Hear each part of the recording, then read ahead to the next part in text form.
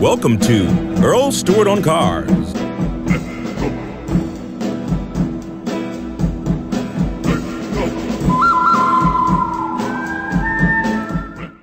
Let me explain why the last day of the month is truly the best time to buy a car. It sounds like folklore, but it's not folklore, it's true.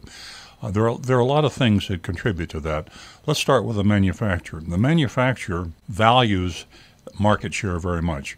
And when they are monitoring their sales for a month, and the industry, the dealers and the manufacturers monitor their progress by 30-day cycles. Every 30 days, they win or lose. It's like a boxing match. One fighter wins and the other fighter loses. One manufacturer wins, the other manufacturer loses. If it's Toyota and Honda, if it's Ford and Chevrolet, everybody's got their Lex Luthor that they're fighting to try to come out on top.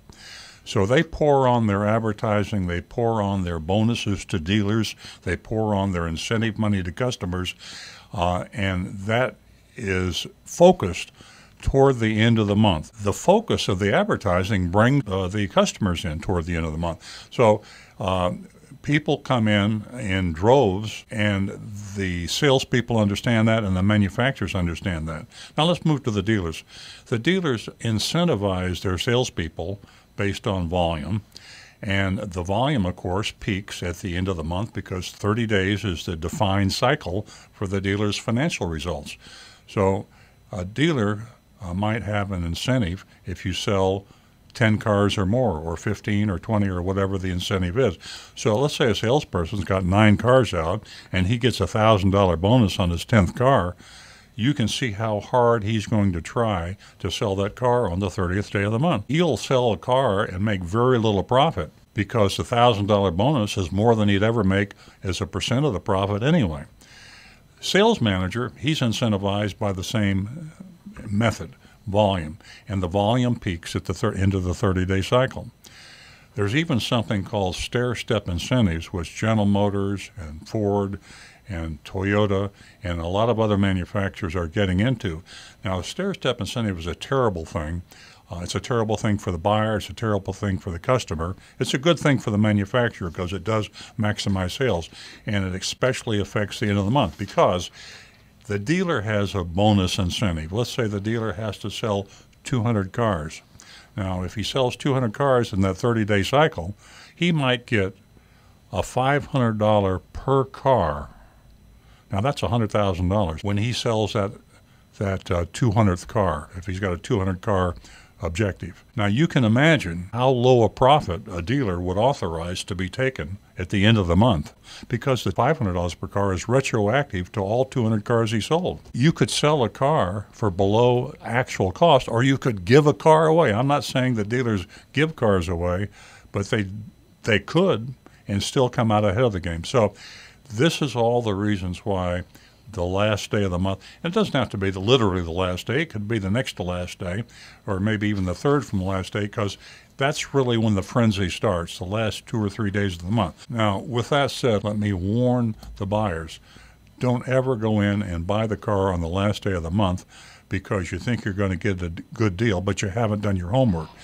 Start doing your homework at the beginning of the month. Research the car, check consumer reports, shop dealers on the internet, use all your sources of information. Be sure that you know what car you want to buy. Road test the car, take a demonstration ride. You can go into the dealership, you can get pricing information. In fact, you can even get prices. You just don't have to commit and sign on the dotted line. But when you've gathered all that information, you're sure you got the right car, you've decided probably which dealer you want to buy it from. And now you put it on hold. Let's say you've finished your homework by the 20th of the month. Take a little vacation. Then on the 30th of the month, go back in the dealership and say, you gave me this price 10 days ago. It's just not good enough. I've gone to 2 other dealers, and I've gotten better prices. That's the time they'll slash that price and cut it because they want to hit all the things that I talked about. The manufacturer wants to hit their incentive. The salesman wants to hit his bonus money. The sales manager wants to hit his bonus money. That sale to you might be a $100,000 bonus to that dealership. I have seen cases where I have sold cars for below my actual cost, and other dealers do the same thing. I'm not talking about the advertised below cost, because all dealers advertise they sell cars below cost, and obviously they don't do that very often. But sometimes, at the end of the month, dealers will sell cars below their actual cost to make a deal. So the dealer fee, I always advise people to negotiate the dealer fee this way. You want an out-the-door price. You're talking to the salesman. I want an out-the-door price. I want that to include tax, tag, and everything. I want to be able to give you a check and get in that car and drive home.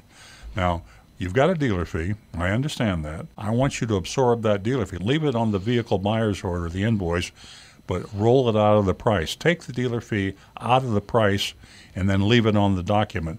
That way it's a wash. I'm happy, you're happy. You said you didn't waive the dealer fee. They will be much more likely to do that at the end of the month. So that's the reason that the last day of the month truly is the best time to buy a car.